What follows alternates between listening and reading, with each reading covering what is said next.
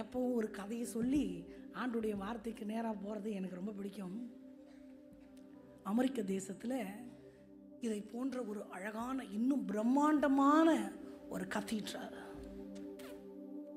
President எல்லாம் attend பண்ணுற அந்த ஆலயம், தேவாலயம், வானலாவ உயர்ந்த கோபுரங்கள், அதன் மேலே புறாலாம் உட்காந்துருக்கும். முன்னாடி அந்த பலிபீடத்தினுடைய விதானங்கள் எல்லாம் நேர்த்தியான நிபுணர்களுடைய கைகளினால் செய்யப்பட்டவைகளாக இருக்கும். அந்த ஆலயத்தை பார்க்கறதுக்கே கலைநயம் மிகுந்து ரொம்ப அழகாக இருக்கும். பிரசிடென்ட் அட்டன் பண்ணுறதுனால ஸ்பெஷல் வழி, ஸ்பெஷல் சேர், ஸ்பெஷல் குவாட். சாமானியர்கள் யாரும் அந்த பக்கம் தொடக்கூட முடியாது, தூரத்துலேருந்து வேணால் பார்க்கலாம். அந்த சபையை பூட்டி எல்லாம் செய்கிற அந்த செக்ஸ்டன் வேலையை செய்கிற ஒரு வயது முதிர்ந்தவருடைய பேரன், குட்டி மகன், அவன் பேர் ரொம்ப சின்ன பையன், அவன் பீட்டர். அவனுக்கு அந்த நாற்காலிகளும் அதன் மேலே தொங்கப்பட்டிருக்கிற திரைச்சீலைகளும் அவங்களுக்கு போட்டிருக்கிற ரெட் கார்பெட்ஸும் அதெல்லாம் அவனுடைய பார்வைக்கு ரொம்ப அட்ராக்டிவாக இருக்கு. ஆனால் அவனால் தொடக்கூட முடியாது, பார்த்து கொண்டே இருந்தான். ஒரு நாள் இரவு தாத்தா அதெல்லாம் ரெடி பண்ணிட்டு பூட்டும் போது தாத்தாக்கு தெரியாமல் நைஸாக அந்த கதீட்ரலுக்குள்ளே போயிட்டான். குறும்பு போயிட்டு நைஸாக ஒளிஞ்சுக்கிட்டு விளையாடிக்கிட்டே இருந்தான். தாத்தா கவனிக்கலை. தாத்தாக்கு இவன் உள்ளே வந்தது தெரியாது. எல்லாத்தையும் செக் பண்ணிவிட்டு பூட்டிட்டான். விளையாடி கொண்டு இருந்தவன் அப்படியே தூங்கிட்டான். பையனை காணும் தேடி தேடி தேடி அவங்கெல்லாம் போலீஸ்க்கு போகலாம், அங்கே போகலாம், இங்கே போகலாம், தேடிட்டாங்க. இவனுக்கு ஒன்றும் தெரியாது. நடுராத்திரி கண்ணு திறந்தான். நம்ம குழந்தையா இருந்தால் என்ன பண்ணியிருக்கோம்? ஆம்புலன்ஸ் சவுண்டு மாதிரி ஒரு சவுண்டு விட்டுருக்கும். அவன் அழவே இல்லை. ஃபஸ்ட்டு ஒன்றும் புரியல, அப்புறம் புரிஞ்சு போச்சு இவனுக்கு. என்ன புரிஞ்சிருச்சு?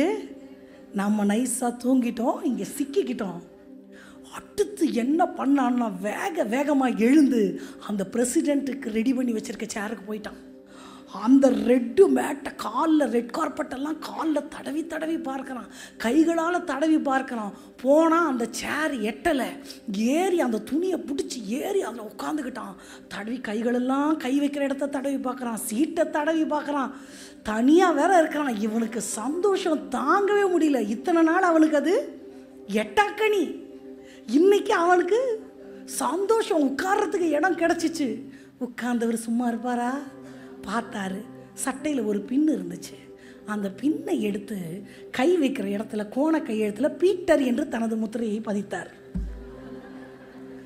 பதித்து விட்டு நைஸாக அங்கே இங்கே ஒலாத்திட்டார். கொஞ்சம் அந்த கதவை திறந்தவொடனே சூரிய வெளிச்சம் மூஞ்சில் அடித்தவொடனே எழுந்திரிச்சிட்டார் பீட்டர். எழுந்திரிச்சு வெளியே ஓடிட்டார் வீட்டுக்கு. Nobody nose.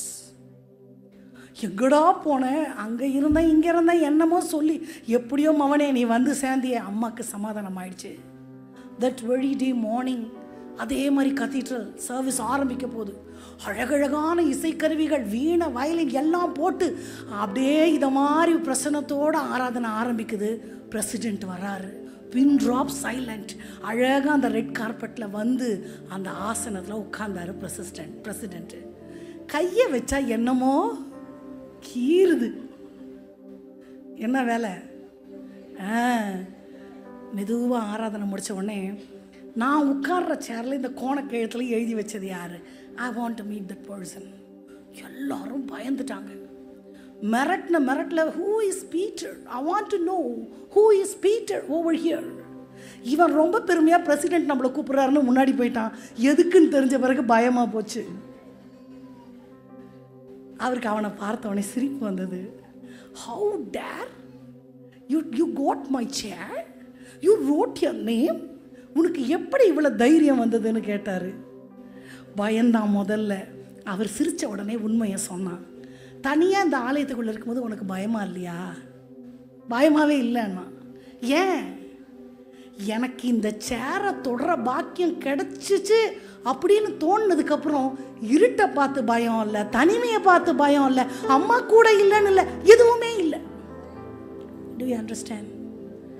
ஆண்டவர் சமூகம் எனக்கு உன்னதோன்னு நான் நினச்சிட்டேன்னா சூழ்நிலை எனக்கு பெருசு கிடையாது, பாரங்கள் பெரியது கிடையாது, எனக்கு இருக்கிற வேதனைகள், சுற்றி இருக்கிற சூழ்நிலைகள் ஒன்றுமே எனக்கு பெரிது கிடையாது.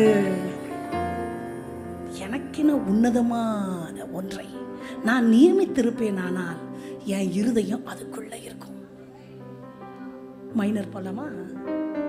வானத்திலும் இந்த பூமியிலும் வல்லமையான ஒரு நாமம் உண்டு, மனுஷருக்குள்ளே வல்லமையான வேறொரு நாமம் இல்லை. ஒரு ஸ்கேல் மேல இயேசு கிறிஸ்துன்னு ஒரு நாமம் நமக்கு அருளப்பட்டிருக்கு. அந்த நாமம் பழைய ஏற்பாட்டு பரிசுத்தவான்களுக்கு உச்சரிக்க கூட அவங்களுக்கு கொடுத்து வைக்கல. அவங்க யாவே அப்படின்னு ஒரு பேரை வச்சு அதை உச்சரிக்கவே முடியல. ஆனால் புதிய ஏற்பாட்டு விசுவாசிகளாகிய பரிசுத்தவான்களே ஆகிய நமக்கு ஆனந்த பாக்கியமாய் அந்த நாமத்தை அருளுகிற உச்சரிக்கிற ஒரு பாக்கியம் நமக்கு அருளப்பட்டிருக்கு. அவருடைய நாமத்தை சொல்றது மாதிரி ஒரு இனிமையான அனுபவம் நமக்கு எதுவுமே இல்லை. சொல்ல சொல்ல சொல்ல சில நேரம் ஜெபத்தில் உட்காந்து இயேசுவே இயேசுவே இயேசுவேன்னு சொல்லும்பொழுது லிட்ரலாக இருதயம் உடைக்கப்பட்டு கட்டுக்கடங்காமல் நான் அழுதுருக்கிறேன். அந்த நாமத்தில் அத்தனை மகிமை. அல்லேலூயா. நேற்றைய தினத்தில் காலை வேளையில் குடும்பத்தை ஆண்டவர் எவ்வளவு நேசிக்கிறார். வேதம் ஆரம்பிக்கப்பட்டது குடும்பத்தில், முடிந்தது குடும்பத்தில். சபையை ஆண்டவர் குடும்பத்திற்கு ஒப்பிடுகிறார். தேவ ராஜ்யத்தை குடும்பத்துக்கு ஒப்பிடுகிறார். திராட்சை தோட்டத்தை குடும்பத்துக்கு ஒப்பிடுகிறார். பரலோக ராஜ்யத்தை கட்டுறது எவ்வளோ கஷ்டமாக இருந்தால் இத்தனை வருஷம் ஆண்டவர் எடுத்துக்குவார். சபையை கட்டுறது எவ்வளோ கஷ்டம்னு பாஸ்டர்களை கேட்டால் தான் தெரியும். ஒருத்தர் ஒரு மாதிரி இருப்பாங்க. So it is not an easy job. குடும்பத்தை கட்டுறதும் அதே மாதிரி தான். அது லகுவல்ல. நிறைய கஷ்டப்படணும், நிறைய பொறுத்துக்கணும். திராட்சை தோட்டத்தை குடும்பத்திற்கும் சபைக்கும் பரலோக ராஜ்யத்துக்கும் ஆண்டவர் ஒப்பிடுறாருன்னு சொன்னேன். எத்தனை பேர் வீட்டில் திராட்சை செடி வச்சுருக்கிறீங்க? எத்தனை பேருக்கு அது பழுத்து இருக்குது? இந்த கேள்விக்கு பதில் இருக்காது. எனக்கு கூட செடி பிடிக்கும், வீட்டில் கொஞ்சம் செடி வச்சுருக்கிறேன். நானும் திராட்சை செடியெல்லாம் நட்டு பார்த்தேன், துளிர் விட்டுச்சின்னு சந்தோஷப்பட்டேன். ஒரு நாள் கூட பழுக்கலை. ஏன்? திராட்சை செடியை நட்டு அதில் பலன் கொடுக்கறது ரொம்ப கஷ்டம். 10 ஏர் நிலமும் ஒரேபடி திராட்சை ரசத்தை கொடுக்கும் என்று வாசிக்கிறோம். அப்படின்னா என்ன அர்த்தம்? பலனை பார்க்கறது ரொம்ப கஷ்டம். அது மாதிரி தான் குடும்பமும். அப்போ ஒரு கடினமான அல்லது ஒரு ஹை ரிஸ்கான ஒரு ஜாபை ஆண்டவர் ஆணை விட பெண்ணை தான் நம்பி கொடுக்குறாருன்னு நான் சொன்னேன். அலங்கத்தை கட்டலாம், ராஜ்யத்தை கட்டலாம், பெரிய பெரிய தேவாலயங்களை கட்டலாம், புஸ்தகங்களை பெயர்த்து எழுதலாம், சரித்திரத்தில் ஆஹா ஓஹோன்னு என்ன வேணா பண்ணலாம் ஒரு தகப்பன். ஆனால் ஒரு குடும்பத்தை கட்டுகிறது புத்தி உள்ள ஸ்திரீயால் தான் கட்டவும் முடியும், இடிக்கவும் முடியும். அந்த பொறுப்பை ஆண்டவர் உங்கள் கைகளை கை தட்டணும்னு சொன்னால் டக்குன்னு தட்டிடலாம், யோசிக்கவே வேண்டாம். ஏன் தெரியுமா? ஆண் தன்னுடைய தோற்றத்தில் தெய்வத்தை பிரதிபலிக்கிறான், பெண் தன்னுடைய சுவாபங்களிலே தெய்வத்தை பிரதிபலிக்கிறாள்.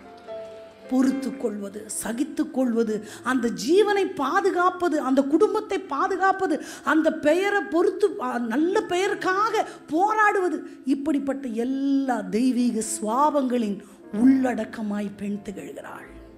அல்லேலூயா. இதை தான் நேற்றைய தினத்தில் உங்களுக்கு நான் சொன்னேன். இங்கே நிறைவான ஆசீர்வாதத்தை பெற்ற எலிசபெத்தை பற்றி சொல்லும் பொழுதே அந்த வசனம் ஒரு அழகான வார்த்தையை சொல்லுகிறது. அவங்க கணவனும் மனைவியுமா சேர்த்து சொல்லுது. வாசிக்கலாமா?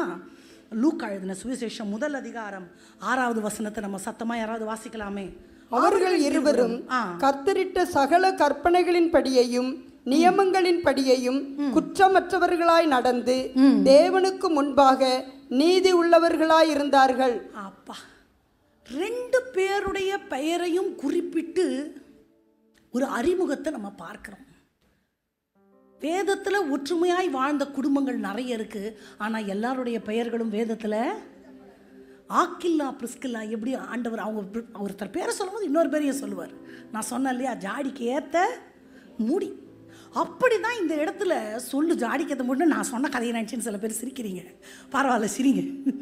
ஆவிக்குரிய வாழ்க்கையில் ஒற்றுமை என்பது எல்லாருக்கும் அப்படி அமையறதில்லை. ஆனால் இங்கே எலிசபெத்தை பற்றி படிக்கும் பொழுது கணவனும் மனைவியும் இருவரும் கர்த்தர் தங்களுக்கு கட்டளையிட்ட சகல கற்பனைகளின்படியையும் நிலைமைகளின்படியையும் குற்றமற்றவர்களாய் நடந்து தேவனுக்கு முன்பாக நீதி உள்ளவர்களாய். ஆமாம், குடும்ப வாழ்க்கையை ரொம்ப கனக்கச்சிதமாக கொண்டு போயிருக்கிறாங்க என்பது நமக்கு இங்கே புலப்படுகிறது. ஒரு வாழ்க்கை, நான் சொன்னேன், பரலோக ராஜ்யம், சபை, திராட்சை தோட்டம் எல்லாமே குடும்பத்தை பேஸ் பண்ணி தான் இருக்குன்னு. பெண்ணினுடைய முதல் ஊழியம் குடும்பம்னு சொன்னேன். இந்த ஊழியத்தை வந்து ஆண்டவர் நம்மளை நம்பி தான் கொடுத்துருக்கிறார். எல்லாவற்றையும் நான் உங்களுக்கு சொல்லிவிட்டேன். இதை கொண்டு போகிறதுக்கு ஒரு பிரின்சிபல் வச்சிருக்கிறார். ஆணுக்கும் பொருந்தும், பெண்ணுக்கும் பொருந்தும். நம்பர் 1 என் வாழ்க்கையில் எனக்கு யார் தெரியுமா? ஆண்டவர். ரெண்டாவது யார் தெரியுமா? My very family. What is that? தகப்பன். வெரி ஃபேமிலினா மாமனார், மாமியார், நாத்தனார், எந்த நாரும் அங்கே வரமாட்டாங்க. மனைவி, கணவர், பிள்ளைகள், இதுதான். This is my very family. ஆணுக்கும் இது பொருந்தும். முதல் ஆண்டவர், ரெண்டாவது என்னுடைய குடும்பம், என் மனைவி, என் பிள்ளைகள், என் கணவர் அப்படின்ற என்னுடைய குடும்பம். மூணாவது தான் வேலை, நண்பர்கள், பொழுதுபோக்கு, சொந்தங்கள், உறவினர்கள், எக்ஸட்ரா எக்ஸட்ரா எல்லாமே எங்க? மூணாவது தான். ஊழியம்னா கூட மூணாவது. என்ன ஒரு மாதிரி பார்க்குறீங்க. உங்களுக்கு என்ன வேணால் வேலை இருக்கலாம், என் வேலையே ஊழியம்தான். இப்போ நான் கணவரை விட வேலை முக்கியம், ஊழியம் முக்கியம்னு வச்சிட்டேன்னா என் குடும்பத்தை யார் பாப்பா? இது என் வேலை இல்லை. அப்போ முதல் ஆண்டவர் என்பதில் ரெண்டாம் பட்ச கருத்து இல்லை. ரெண்டாவது எனக்கு முக்கியத்துவம் நான் கொடுக்க வேண்டியது எதற்கு தான்? ஆமாம்.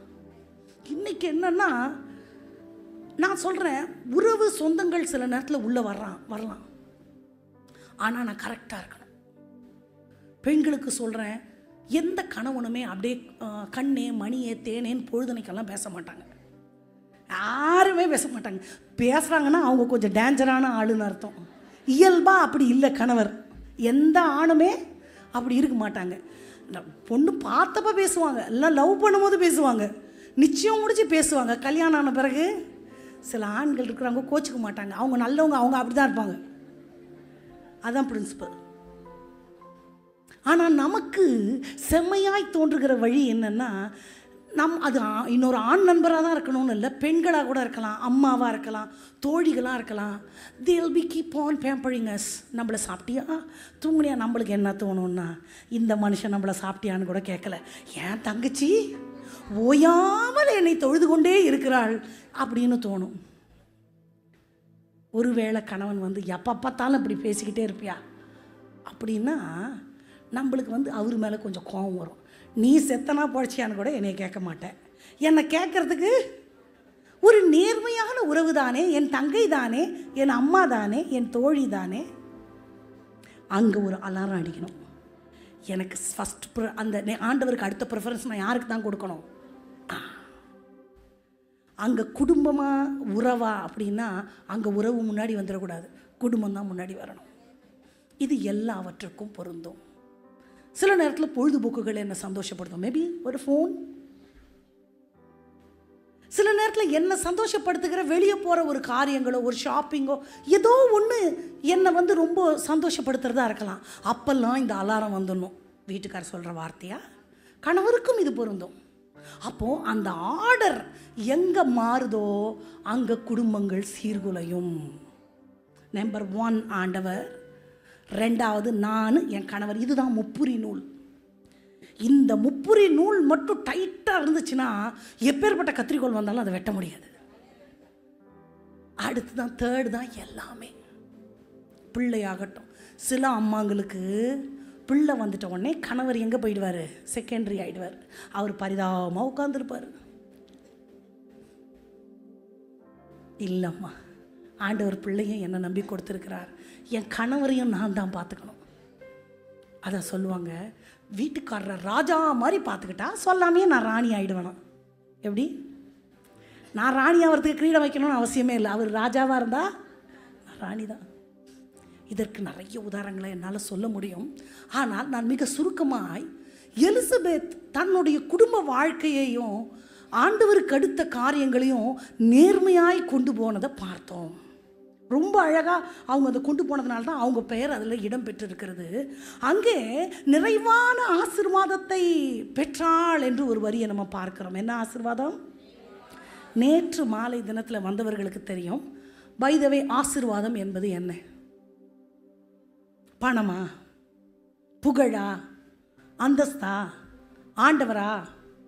ஆண்டவரும் ஆசீர்வாதம், பணமும் ஆசீர்வாதம், புகழும் ஆசீர்வாதம், ஆரோக்கியமும் ஆசீர்வாதம். அப்போ by the way, what is blessing? யாருக்கு எது இல்லையோ, எது தேவையோ அதுதான் அவர்களுக்கு ஆசீர்வாதம். அல்லேலூயா. பெரிய செல்வந்தனாக இருக்கலாம், சரீரத்தில் சுகமே இல்லை, ஆண்டவர் உனக்கு இன்னும் 1 கோடி தரேன்னா இருக்கிற கோடியை எண்ணம் இல்லை, ஏசப்பா கொஞ்சம் சுகம் வேணாம் தாங்க. ஆமாவா? பயங்கர திடகாத்திரமான சரீரம், அடுத்த வேளை சாப்பாட்டுக்கு கூட காசு இல்லை, ஆண்டவர் இன்னும் கொஞ்சம் உனக்கு 6 பேக்ஸ் தரேன்னா இருக்கிற பேக்ஸ் எனக்கு போதும், காசு வேணாம் கொடுங்க. யாருக்கு எது தேவையோ அதுதான் பிளஸ்ஸிங். தேவனோடு உள்ள உறவில் பலப்பட்டிருந்த ஆள் குடும்பத்தை ஆண்டவருக்கு நேராக்கி கொண்டு அந்த குடும்ப வாழ்க்கையில் மிகவும் நேர்த்தியாக இருக்கிற எலிசபெத், பரிசுத்த ஆவியினால் நிரப்பப்பட்ட எலிசபெத், திவ்ய சுவாபங்களில் பங்குள்ள எலிசபெத்துக்கு ஒரே ஒரு குறை இருந்தது. என்ன குறை? அப்போது நான் ஆண்டவரோடு நடக்கிறேன், அப்புறம் ஏன் எனக்குன்ற கேள்வி எங்கேயுமே வரக்கூடாது. எவ்வளோ ஆண்டவரோடு நடந்தாலும் எங்கோ ஒரு குறை இருக்கும் பொழுது நிறைவான ஆவியானவர் என் மேலே வரும் பொழுது குறைவுகள் நிறைவாக்கப்படும், இல்லாமைகள் மாற்றப்படும். நான் கிரகிக்க முடியாத காரியங்களை என் வாழ்க்கையில் செய்கிறவர். அல்லேலூயா. குறைகள் இருந்தாலும் தமது மகிமையின் ஐஸ்வர்யத்தின்படி ஆண்டவர் அதை நிறைவாக்குவார். வேதத்தில் பார்த்தீங்கன்னா அநேக பிள்ளையற்றவர்கள் இருந்தார்கள். சாராள்லேருந்து, ரெபேக்காலேருந்து, அப்புறம் ராகேல்லேருந்து நிறையா பேர், எலிசபெத் எல்லாரும் இதில் உள்ளடக்கமாவார்கள். பிள்ளை இல்லாத அத்தனை பெண்களும் பிள்ளை பெற்றார்கள், மீகாளை தவிர. என்னது? மீகாள் மட்டும்தான் பிள்ளை. மீகாள் ஏன் தெரியுமா பிள்ளை பெக்கல? தூஷிக்கிறாங்க, கணவரையும் அவமானப்படுத்துகிறாங்க, ஆண்டவரையும் அவமானப்படுத்துகிறாங்க. ஆண்டவர் கூட மன்னிச்சுக்குவார், கணவர் மன்னிக்க மாட்டார் அவமானப்படுத்துனீங்கன்னா. அம்மா கணவனுக்கும் சரி மனைவிக்கும் சரி ஒரு ஸ்விட்ச் பாயிண்ட் இருக்குது. நான் சைக்காலஜி எல்லாம் போக மாட்டேன், வேதத்தின்படி சொல்கிறேன். எனக்கு இது தானே தெரியும். வேதத்தின்படி according to the word of God தகப்பனுக்கும் தாய்க்கும் ஒரு சுவிட்ச் இருக்குது. அந்த சுவிட்சை போட்டால் எல்லாமே கொலாப்ஸ் ஆகிடும். அந்த சுவிட்ச் ரொம்ப மெயின் சுவிட்ச். என்ன தெரியுமா? பெண்ணுக்கு எப்படின்னா கண்ணாவினன் கணவர் தன்னை நேசிக்கணும், அவள் ஆசை அவள் புருஷனை பற்றி இருக்கும், அவன் அவளை ஆண்டு கொள்ளுவான். என்னை யாராவது ஆளுகை செஞ்சால் எனக்கு பிடிக்குமா? பிடிக்கக்கூடாது தானே. ஆனால் ஆளுகை செய்கிற கணவனை பிடிக்கும். அதுதான் லாஜிக். அது என்னன்னெல்லாம் தெரியாது. அப்போ அப்படி நேசிக்கிற கணவன் எனக்கு வேணும். கணவனுடைய மெயின் சுவிட்ச் எது தெரியுமா? நான் இவ்வளோ பாசமாக இருந்தேன்ப்பா, அது இருக்கட்டும். என் பாசத்துக்கு முன்னாடி ஆணுக்கு என்ன தெரியுமா வேணும்? நான் மதிக்கணும். எப்படி மதிக்கணும்? மரியாதை கொடுக்கணும். உன்ன மாதிரி யாருப்பா, நீ தான்ப்பா Rajan, always I have to salute. இதை எங்கே இருந்து ஆரம்பிக்குது? சரி, மனுஷனாக பிறக்கும் பொழுது பிரெயின் அப்படியே ஃப்ரெஷ்ஷாலாம் பிறக்காது. அப்படியே ஃப்ரிட்ஜில் வச்சு எட்ட மாதிரி நியூலி மேனுஃபேக்சர்டாக ஓப்பன் எல்லாம் பண்ணல. எந்த கலாச்சாரத்தில் எந்த காலத்தில் பிறந்தாலுமே ஹியூமன் பிரெயினில் ஆல்ரெடி சிலதெல்லாம் அப்லோடடாக தான் வருது, ஏற்கனவே பதிவேற்றம் பண்ணப்பட்டிருக்கு. அந்த மாதிரி ஆண்கள் இருந்தால் கோச்சிக்கக்கூடாது, நான் வசனம் மட்டும்தான் பேசுவேன்.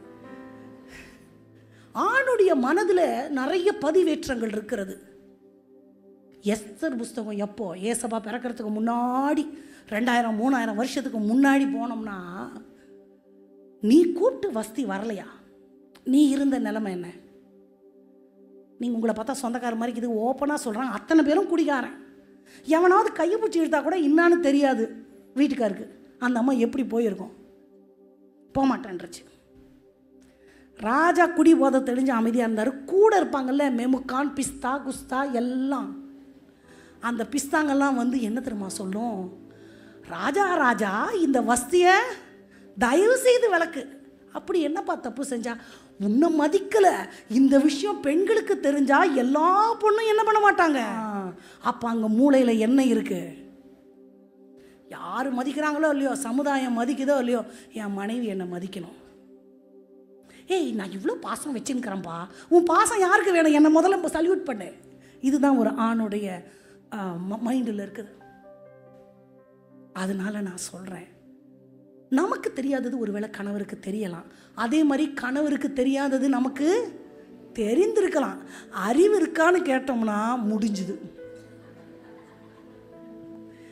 அப்படி அல்ல என் ஆண்டவனே, இது வேற மாதிரின்னு கொஞ்சம் பணிவாக சொன்னோம்னா தட் வில் பி அக்செப்டபிள். ஏன் தெரியுமா? எல்லா ஆணுக்கும் அப்படி ஒரு எதிர்பார்ப்பு இருக்குது. தான் மனைவி தன்னை மதிக்கணும். நான் மதிக்காமல் இவ்வளோ பாசம் கொட்டி கொடுத்தா கூட அந்த பாசத்துக்கு மரியாதை இருக்காது. நம்ம எப்படி தெரியுமா? பாசம் பாசம் பாசம், எனக்கு நீ பாசத்தை காட்டணும். இப்போ மீகாள் அவமானப்படுத்தினது ஆண்டவரையும் கணவனையும். அதனால அவளுக்கு கடைசி வரைக்கும் குழந்தை இல்லை. மீதி அத்தனை பெண்களும் என்ன பண்ணியிருக்காங்க? பிள்ளைகளை பெற்றிருக்கிறாங்க. இப்போ முக்கியமாக இந்த எலிசபெத்துடைய ப்ரெக்னன்சி வந்து எனக்கு ரொம்ப ஒரு அட்ராக்டிவான ஒரு விஷயமா இருந்துச்சு. ஏனென்றால் எலிசபெத் பிள்ளையை யோவான் ஸ்நானகனை தன் வயிற்றில் சுமக்கிற அதே காலகட்டத்தில் தான் மேரி மரியாளும் என்ன பண்ணாங்க? அன்னை மரியாளும் இயேசு கிறிஸ்துவை சுமந்ததுனால 2 பேர் அட் அ டைம் ஒரு காம்போவை பார்த்தோன்னே நம்ம எல்லாருக்கும் அட்ராக்ஷன் எங்கே போயிடுச்சு? ஆமாம், மேரி கிட்ட தான் நம்மளுக்கு அட்ராக்ஷன். ஐயோ, குமாரனை பெறுவாள், அவங்க தான் உலக ரட்சகன், கண்ணியின் வித்து. இவங்களை வந்து நம்ம அவ்வளோ கான்சன்ட்ரேட் பண்ணலை. ஆனால் 2மே பார்த்தா நிறைய ஒற்றுமைகளை உள்ளடக்கின ஒரு கர்ப்பகாலம். முதல்ல வந்து தேவதூதன் எலிசபெத்துடைய கணவருக்கு வந்து சொல்லுகிறாரு. என்ன சொல்கிறாரு? ஆமாம், சகரியாவே பயப்படாதே, வேண்டுதல் கேட்கப்படுது, மனைவி எலிசபெத் உனக்கு ஒரு குமாரனை பெறுவாள். அங்கேயும் தேவதூதன் டைரக்டாக அங்கே யோசேப்பு கிட்ட போகல. ஏன்னா கன்னி பிறப்பு இல்லையா, யோசேப்புக்கும் இதுக்கு சம்மந்தம் இல்லை. இது ஒன்லி டீலிங் வித் மேரி. தேவதூதனுக்கும் மேரிக்கும் மொத்த டீலிங். அதனால் டைரெக்டாக மேரியின் இடத்துல போய் என்ன சொல்கிறாரு தேவதூதன்? 30வது வசனத்தில் பார்த்தோம்னா, மரியாளே பயப்படாதே, நீ தேவனிடத்தில் கிருபை பெற்றாய், கர்ப்பவதியாகி ஒரு குமாரனை பெறுவாய். 2 பேருக்குமே தூதன் வந்து செய்தி சொல்லுகிறார். 2 பேருக்குமே பிறக்க போகிற பிள்ளை ஆண் பிள்ளை. 2 பேருக்குமே பிறக்க போகிற பிள்ளைய பற்றிய ஒரு ஃபோர் சேயிங், முன்னுரைப்பு இருக்கிறது. யோவான் ஸ்நானகனை பற்றி தெளிவாக சொல்கிறாரு. சந்தோஷம் மகிழ்ச்சி உண்டாகும், உனக்கு சந்தோஷம், ஜனங்களுக்கு சந்தோஷம், தேவராஜ்யத்துக்கு சந்தோஷம். திராட்சரசம் குடிக்க மாட்டான், மது குடிக்க மாட்டான், பரிசுத்த ஆவியினால நிரப்பப்பட்டிருப்பான். பிதாக்களுடைய இருதயத்தை பிள்ளைகளிடத்தில், துன்மார்களுடைய இருதயத்தை நீதிமான்களின் வழியில் உத்தமமான ஜனத்தை கர்த்தருக்கு ஆயத்தப்படுத்தும்படிய எலியாவின் ஆவியும் பலமும் பெற்ற ஒரு மனுஷன். அப்பா, எவ்வளோ ஒரு பாசிட்டிவான ஒரு வார்த்தை. இதே மாதிரி பார்க்கும்பொழுது அவன் பெரிய இயேசு கிறிஸ்துவை பற்றி மரியாளுக்கு சொல்லும்பொழுது, உன்னதமானவருடைய குமாரன் எண்ணப்படுவார், தேவனுடைய பிதாவாகிய தாவீதின் சிங்காசனத்தை கொடுப்பார், யாக்கோபின் வம்சம். அதில் எல்லாம் வார்த்தைகள். 2 பேருக்குமே எல்லாருக்கும் பிள்ளை பிறந்த மாதிரி இல்லை, ஸ்பெஷல். இங்கேயும் சகரியாக்குள்ள ஒரு அவிசுவாசம். ஏ தேவனே, எதனால நான் அறிவேன்? நான் கிழவனா இருக்கிறேனே. ஆண்டருடைய வார்த்தை வரும்போது அதை ஏற்றுக்கொள்ள முடியாத ஒரு அப்ஸ்ட்ரக்கல் இங்கேயும் இருக்குது, அங்கே கன்னி மரியாளுக்கும் இருக்குது. அவங்க என்ன சொல்றாங்க? இது எப்படி ஆக என் ஆண்டவனே, நான் புருஷனை. ஒரு பாசிட்டிவான ஆண்டவருடைய வார்த்தை தன்னை நோக்கி வரும்பொழுது உடனே ஆமேன் அல்லேலூயான்னு ஏற்றுக்கொள்ள முடியாத ஒரு இயலாமைகள் 2 பேருடைய வாழ்க்கையிலையும் இருக்குது. அதனால ஆண்டவர் அவருடைய வாயினாலே ஒரு வார்த்தை சொல்வார், தேவனாலே கூடாத காரியம். ஆண்டவருடைய வார்த்தை வரும்பொழுது அதை பெற்றுக்கொள்றதுக்கு நான் தகுதியா? ஆண்டவர் என்னை பார்க்க மாட்டார். அந்த வார்த்தை நிறைவேறதுக்கு என்கிட்ட என்ன இருக்கு, நான் விசுவாசிக்கிறேன்னா இல்லையான்றது கூட ஆண்டவருக்கு மேட்டர் கிடையாது. அவர் சொல்லும் வார்த்தை நிறைவேறும். அது தாமதிக்காது, அது பொய் சொல்லாது. அது எப்படின்னா, ஒரு நல்ல போர் வீரனுடைய கரத்திலிருந்து புறப்படுகிற தண்ட ஆயுதமோ அஸ்திர ஆயுதமோ தான் அனுப்பப்பட்ட நோக்கத்தை நிறைவேற்றாமல் தெய்வத்தினிடத்திற்கு திரும்பாதில்ல, அந்த மாதிரி ஒரு வில்வீரனுடைய அம்பு குறிப்பார்த்து எய்யும் பொழுது அது போய் செய்ய வேண்டிய வேலையை செஞ்சுட்டு தான் அமைதியாகும். அந்த மாதிரி தான் ஆண்டவர் வாயிலிருந்து வர வார்த்தை. விசுவாசிக்கிறவர்கள் பாக்கியவான்கள். கரங்களை உயர்த்தி நான் நம்புகிற ஆண்டவரே, என்ன தடைகள் உங்களுக்கு இருந்தாலும், எப்பேற்பட்ட பிரச்சனைகள் உங்களுக்கு இருந்தாலும், ஆண்டவர் செய்ய நினைத்ததை தடுக்க ஒருவராலும் கூடாது, ஒரு மனிதனாலும் கூடாது, உலகத்தினால கூடாது, உலகத்தின் சக்திகளால கூடாது. டாக்டர் சொல்லுவாங்க, உனக்கெல்லாம் நடக்காது, இந்த வியாதி குணமடையவே அடையாது சொல்லுவாங்க. உங்கள் மனசே சொல்லும், இனிமேல் ஏன் எங்கே நடக்க போகுது, வயசாகி போச்சு இல்லை. எலிசபெத்தும் சகரியாவும் வயது சென்றவர்களாயிருந்தார்கள். வயசு ஆக ஆக பிள்ளை பேருக்கான சக்தி குறையுமா கூடுமா? 2 பேருக்கும், ஆணுக்கும் சரி பெண்ணுக்கும் சரி, குறையத்தான் செய்யும். இதே மாதிரி வயசான காலத்தில் பிள்ளை பெற்றவங்க யார் வேதத்தில்? சாராள், அன்னாள், 2 பேருமே. நமக்கு தான் அது தாமதம், ஆண்டவருக்கு அது சரியான நேரம். அல்லேலூயா. லாசரு மரித்து எத்தனை நாள் கழிச்சு ஆண்டவர் போனார்? 4 நாட்கள் ஆயிற்று நாருமே. அப்போதான் நம்மளுக்கு அது தாமதம். ஐயோ சரீரம்லாம் அழுகி போச்சு, ஏசப்பா உயிர்த்தெழு செய்வார்னு நமக்கு தெரியும். உயிர்த்தெழுகிறதற்கான வல்லமை அவர்கிட்ட. நமக்கு தான் அது தாமதம். அவர் வந்தால் அது தாமதமே இல்லை, சரியான நேரம். அப்படி லேட்டஸ்ட்டாக வந்து ஆண்டவர் அற்புதத்தை செஞ்சதுனால தான் இன்னைக்கு வரைக்கும் நம்ம அவரை பற்றி பேசிக்கொண்டிருக்கிறோம். அல்லேலூயா. அப்போது இந்த 3 பெண்மணிகள் காலதாமதமாய் பிள்ளை பெற்றதை நம்ம வேதத்தில் வாசிக்கிறோம். சாராளும் நகைக்கிறாங்க, ஆபிரகாமும் நகைக்கிறார். அப்புறம் சொல்லுவார், இஸ்மவேல் உமக்கு முன்பாக. அப்படின்னா என்ன அர்த்தம்? இனி எங்கே எனக்கு பிறக்க போகுது ஆண்டவரே? அவர் மைண்டு செட் பண்ணிட்டார், இனி கிடைக்காட்டியும் பரவாயில்ல. சூழ்நிலை மாற்றுபவர் அவரே, சோதனைகளில் வெற்றி அவரே, நிந்தைகளில் மகிமை அவரே, நான் அமர்ந்து ஜெயம் பெறுவே. அமர்ந்திருந்து அவரே தேவன் என்று அறிந்து கொள்ள வேண்டும். இப்படி குனிஞ்சு பார்த்தோன்னா கொஞ்சம் கூட சம்மந்தமே இருக்காது. எல்லார் வாயிலையும் இது எப்படி ஆகும் என ஆண்டவன் என்ன வரும்? கிதியோனை பார்த்து சொல்லும் பொழுது, பராக்கிரமசாலியே என்னும் பொழுது, நீர் எங்களோடு இருந்திருந்தால் இவைகள் எங்களுக்கு நேரிடுவானே. ஆண்டவர் பிள்ளைகளுக்கு ஒன்று சொல்கிறேன், பிரதிஷ்டையின் காலம் என்று ஒரு காலம் இருக்கிறது. சொல்லுங்க, பக்கத்தில் இருக்கவங்க கையை பிடிச்சி சொல்லுங்க, பிரதிஷ்டையின் காலம் என்று. அது என்ன தெரியுமா? வாக்குத்தத்தம் தருவார், ஆனால் நிறைவேற்ற மாட்டார். கூடத்தான் இருக்கிறேன்னுவார், ஆனால் பார்க்க முடியாது. ஜெபத்தை கேட்குறேன்னுவார், பதிலே பேச மாட்டார். நிஜமாக தான் கூட இருக்கிறீங்களா, பொய்யா சொல்லிட்டு இருக்கிறீங்களான்னு கேட்கலான்ற மாதிரி இருக்கும். அதுதான் பிரதிஷ்டையின் காலம். ஆனாலும் அந்த காலம் ஒரு குறிப்பிட்ட காலம், ரத்த கண்ணீர் வடிக்கிற மாதிரி இருக்கும். முடிஞ்ச பிறகு இக்காலத்து பாடுகள் இனி நம்மிடத்தில் வெளிப்பட போகிற மகிமைக்கு ஒப்பிடப்படத்தக்கவைகள் அல்ல என்பதை அன்றைக்கு நம்முடைய இருதயம் சாட்சி பகரும். அல்லேலூயா. நம்மளை யாராவது அப்படிப்பட்ட காலங்களை கடந்து கொண்டிருக்கிறோமா? பிள்ளை இல்லாதவளுக்கு பிள்ளைதான் ஆசீர்வாதம், பலம் இல்லாதவர்களுக்கு பலம் தான் ஆசீர்வாதம். நிறைவான ஆசீர்வாதம்னா ஒன்று கூட குறை இல்லாமல் ஒரு கம்ப்ளீட். நீங்கள் எதற்காக உங்கள் இருதயம் காத்து கொண்டிருக்கிறது எனக்கு தெரியலை. நான் நம்புகிறது அவராலே வரும் போது அவர் சொல்லுவார், முடியும். இது எப்படி ஆகும் ஆண்டவரே? நடக்கும், நிச்சயமாக நடக்கும். உரைக்கப்பட்ட வாக்குத்தத்தங்கள் ஆம் என்றும் ஆமேன் என்றும் கிறிஸ்துவுக்குள்ளே நமக்கென்று நிச்சயிக்கப்பட்டிருக்கிறது. ஹல்லேலூயா. மனுஷர் விரோதமா பேசுவாங்க, இனி என்ன? அண்ணா அழுகிறாள், கண்ணீர் வடிகிறாள். அன்னாள் அப்படின்னா என்ன அர்த்தம் தெரியுமா? கிருபை பெற்றவளே, கிருபை பெற்றவள். ஆண்டவர் யாரை கிருபை பெற்றவளேன்னு கூப்பிட்டாரு? ஆமாம், அந்த அம்மாவும் விசேஷமானவங்க, இந்த அம்மாவும் விசேஷமானவங்க. அந்த அம்மா பெற்றவரும் உலகத்தை ஜெயிக்கிறவர், இந்த அம்மா பெற்றவரும் கிறிஸ்துவினுடைய முன்னடையாளம். சாமுவேல் யாரு? இயேசு கிறிஸ்து தேவ கிருபையில் மனுஷர் தயவில் அதிகமாய் விருத்தி அடைந்தார்னு வாசிக்கிறோம். சாமுவேலை பற்றி படித்தோம்னா தேவனுக்கும் மனுஷனுக்கும் பிரியமுள்ளவனாய் காணப்பட்டான். It's a Christ like typology.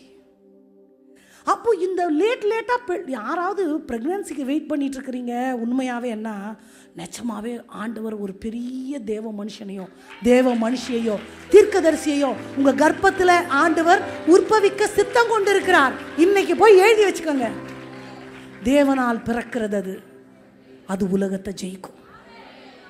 கவலையப்பட வேண்டாம். ஐயோ 10 வருஷம் ஆச்சு, 8 வருஷம் ஆச்சு, 90 வயசு ஆனாலும் ஆண்டவருக்கு கவலையே இல்லை.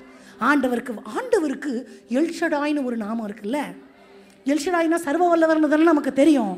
அது மட்டும் இல்லை, எதுவுமே இல்லைனாலும் செய்ய முடியும். he can do anything from nothing. எதை வேணா எதுவுமே இல்லாமல் கூட செய்ய முடியும். தன் நிலையிலே நிலைத்திருக்கிறவர், தன் நிகரற்றவர், பிற உதவி. ஆண்டவர் என் சரீரம் செத்துருக்கு, பரவாயில்ல, என் நம்பிக்கை போச்சு, பரவாயில்ல, டாக்டர் வந்து எனக்கு முடியாதுன்னு பரவாயில்ல, சுற்றி இருக்கிறவங்களாம் கிழவிக்கு எதுக்கு குழந்தைன்னு பரவாயில்ல.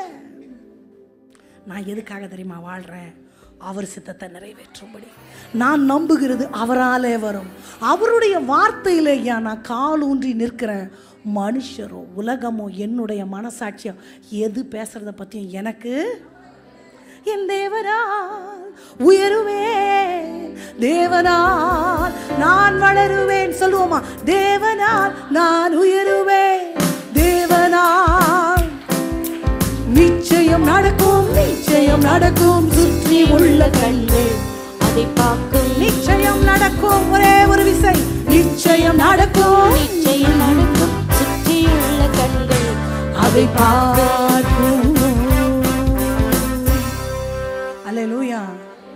பிள்ளை இல்லாதவங்களுக்கு இது எலிசபெத்ன்றதுனால ஒரு ஸ்பெஷல் போனஸ் உங்களுக்கு இந்த வார்த்தை. பிள்ளை பெற்றவங்களுக்கெல்லாம் வேற நீங்கள் நம்ம எதற்காக காத்திருக்கிறோமோ ஆவிக்குரிய வாழ்க்கையில் பழுகலைன்னா அதுவும் ஆவிக்குரிய மலட்டுத்தன்மை தான். நான் என்ன ஊழியம் செய்திருக்கிறேன். போன முறை ஃபெபேயாளை பற்றி நான் உங்களுக்கு சொன்னேன். ஃபீபி சர்ச்சுக்குள்ளே வரும்போது சிஸ்டர், அடுத்து ஊழியக்காரி, அடுத்து பரிசுத்தவான், இருக்க கிரேடு ஏறிக்கிட்டே போகுது. நான் சர்ச்சுக்குள்ளே சிஸ்டராக வந்து விசுவாசியாக சோத்திரம் பண்ணிட்டேன். அடுத்து எப்போ ஊழியக்காரி ஆக போகிறேன்? சண்டே ஸ்கூல் நடத்துகிற டீச்சர், வாலண்டியராக இருக்கிறாங்க, ஒர்ஷிப் நடத்துகிற சிஸ்டர், அந்த வேலை செய்கிற சிஸ்டர், இந்த ஊழியம் அது எதா வேணா இருக்கலாம். ஆலயத்துக்குன்னு பெருக்கி துடைக்கிறதும் கூட ஆண்டவருக்குரிய ஊழியம்தான். அப்படின்னு என்னை விசுவாசி சிஸ்டர்ன்றதை தாண்டி ஊழிய சம்மந்தப்பட்ட ஒரு பொசிஷனில் நான் எப்போ நிற்க போகிறேன்? அதோட முடியாது. அதுக்கடுத்து பரிசுத்தவான் லிஸ்ட்டுக்கும் நான் வரணும். இதுதான் ஆவிக்குரிய வளர்ச்சியின் வேகம். அப்போ ஆவிக்குரிய வாழ்க்கையில் அதே சோத்திரம் போட்டுன்னு இந்த நல்ல உணவை தந்த தேவதயவை நன்றியோடு நினைப்போம். எனக்கு எல்கேஜி படிக்கும்போது சொல்லி கொடுத்த பாட்டு 40 வயசு ஆன பிறகும் அதே ஜபத்தை பண்ண வேண்டிய அவசியம் இப்போ அறிவு வளர்ந்துருச்சு. இல்லாதவங்களுக்கு தாங்க. ஆமாம், குண்டாக இருந்தால் நான் ஒல்லி ஆகணும், ஒல்லியாக இருந்தால் குண்டாகணும். கொஞ்சம் வார்த்தைகளை யோசிச்சு இதில் என்னோட சரீரத்துக்கு தேவையான நியூட்ரிஷன் சப்ளிமெண்ட் ஆகட்டும் ஆண்டவரே. ஜபத்தை வளர்க்க வேணும், கூட்ட வேணும். யாரோ போட்டு வச்ச ரோட்லேயே தான் வண்டி ஓட்டணும்னு இல்லை எனக்கு ஆவிக்குரிய வாழ்க்கையில். அப்போது பிள்ளை இல்லாதவர்களுக்கான இது விசேஷ ஜபம்ன்றதுனால நான் சொல்லுகிறேன். எலிசபெத்து அவ்வளவு வயது சென்ற பிறகு சாராளை போல பிள்ளை பெற்றாள், அன்னாளை போல பிள்ளை பெற்றாள். வயசாக வயசாக நம்பிக்கை குறையும், பலன் குறையும், வாக்குதத்தம் பவர் குறைஞ்சிக்கிட்டு போகிற மாதிரி நமக்கு தோணும். வாக்குதத்தமெல்லாம் ஃபஸ்ட்டு சொன்ன உற்சாகமான ஆமேன் வயசாக அப்படியே கழுதை தேஞ்சு கட்டெரும்பு தேஞ்சு சித்தெரும்பான மாதிரி அப்படியே குறைஞ்சிக்கிட்டே போகும். ஆனால் அதில் அன்னாள் ரொம்ப பெஸ்ட்டு. சாராள் வந்து ஆபிரகாம் கூட சேர்ந்து அவங்களும் நம்பிக்கையை விட்டாங்க. ஆனால் அன்னாள் விடவே இல்லை. வீட்டுக்காரர் சொல்கிறாரு 10 குமாரரை பார்க்கல நான் உனக்கு விசேஷம் அப்படின்னா என்ன அர்த்தம்? அதான் நாங்கள்லாம் இருக்கிறோம்ல, நீ எதுக்கு அழுதுட்டு இருக்கிற? So Elkanah came to a conclusion that she is not going to bear anymore. ஆனால் அவங்க பதிலை சொல்லலை. நீ என்ன வேணா சொல்லிக்கப்பா, நான் நோக்கிற ஒரு திசை என் ஆண்டவர். மேகம் போன்ற திரளான சாட்சிகள் என்ன சூழ்ந்திருக்கும். பாரமான உன்னோட வார்த்தைகளை நான் உதறிவிட்டு எனக்கென நியமித்த அந்த பாதையில் ஓடுகிறேன், நான் ஓடுகிறேன். என் இயேசுவுக்காய் நான் ஓடுகிறேன், ஓடுகிறேன் நான் என் நேசருக்காக ஓடுகிறேன். யாருக்காக நான் பொறுத்து கொண்டிருக்கிறேன்? ஆண்டவருக்காக. யாருக்காக நான் இன்னும் வாக்குத்தத்தத்தை பிடித்து கொண்டிருக்கிறேன்? எனக்கு நான் நேற்றைக்கு சொன்னேன், அண்ணாள் பிள்ளையற்றவள். எந்த குழந்தை பிறந்தாலும் மலடுன்ற பேர் போகும் தானே. அவங்களுக்கு அந்த பெயர் போகணும்னு மட்டும் எண்ணம் இல்லை. நீர் எனக்கு ஒரு ஆண் பிள்ளையை கொடுப்பீரானால், why she has a gender based demand over there? எனக்கு ஒரு ஆம்பளை பிள்ளை வேணும்னு ஜெண்டரை பேஸ் பண்ணி ஏன் ஒரு பிள்ளைய கேட்குறாங்க தெரியுமா? ஏதோ இந்த உலகம் என்னை மலடி மலடின்னு சொல்லி அசிங்கப்படுத்துறதுனால என் கெட்ட பேர் போனால் போதுன்றது இல்லை. எல்லாரும் பிள்ளை பெக்கிறாங்கன்னு பெக்கிறவங்க இல்லை, ஆண்டவருடைய மனுஷிகள். நான் உங்களுக்கு சொல்லியிருக்கிறேன், எல்லாரும் வாழ்கிற வாழ்க்கைக்கு நான் நியமிக்கப்படலை. என் வழி வேற. யூத ஜனங்களுடைய சட்டதிட்டங்கள் விகற்பமாக இருந்ததுன்னு நேற்று சொன்னேன். எனக்குரிய சட்டதிட்டங்கள் வேறு, என்னை ஆண்டவர் அழைத்த அழைப்பு வேறு, நான் பிள்ளைய வளர்க்க வேண்டிய வளர்ப்பு வேறு. என் பிள்ளைய, நான் பெக்க போகிற பிள்ளைய நான் தரிசனம் வைக்கிறத விட எலிசபெத்து மரியாள் போல அந்த பிள்ளையை குறித்து ஏற்கனவே என் ஆண்டவர் ஒரு திட்டத்தை வகுத்து வைத்திருக்கிறார். அல்லேலூயா. இப்போ நான் சொன்ன யோக பேத்தை பற்றி சொல்லும்பொழுது, இந்த பிள்ளையை எனக்காக வளர்த்துட்டு நான் சம்பளம் தர்றேன்னு என் கையில் கொடுக்கப்பட்ட எல்லா பிள்ளையும் நான் ஆண்டவருக்காக வளர்க்கணும். பிள்ளை இல்லாதவள் எதுக்காக ஜெண்டர் பேஸ்டாக ஒரு டிமாண்ட் ஆண்டவர்கிட்ட வச்சான்னா, எல்கானாவும் இவளும் ஆசாரிய வகுப்பை சார்ந்தவர்கள். ஆனால் கோராகின் புத்திரரின் நிமித்தம் 16 தலைமுறைகளுக்கு அவங்க ஆசாரிய ஊழியம் செய்யக்கூடாதுன்னு விலக்கி வைக்கப்பட்டிருந்தார்கள். 600 ஆண்டுகள். யாரோ செஞ்ச தப்பு. கோராக மட்டும்தான் செத்தாங்க. அவனும் அவன் கூட இருந்த கூட்டத்தாரும். அவன் பிள்ளைகள் உயிரோடு இருந்துதான் அந்த சந்ததி. விசுவாசி மாதிரி வந்துட்டு போகலாம், ஆசாரிய ஊழியம் செய்ய முடியாது, தூபம் காட்ட முடியாது, பலி செலுத்த முடியாது, ஜனங்களை தேவனோட ஒப்புரவு பண்ண முடியாது, மகா பரிசுத்த ஸ்தலத்துக்குள்ள பிரவேசிக்க முடியாது, ஊழியக்காரனா ஊழியம் செய்ய முடியாது. எத்தனை ஆண்டுகள்? 600 ஆண்டுகள். எத்தனை தலைமுறை? 16 தலைமுறையினுடைய சாபங்களை, 600 ஆண்டுகளின் சாபங்களை ஒரே பெண்மணி ஒரே நாள் ஜெபத்தில் முறியடித்தாள். நம்மளால ஏன் முடியாது? நல்ல கை தட்டுங்க. கால தாமதங்கள் என் இருதயத்தை சோர்ந்து போக பண்ணுவதற்கல்ல, விசுவாசத்தை இன்னும் இன்னும் இன்னும் வேறொன்ற கட்டை.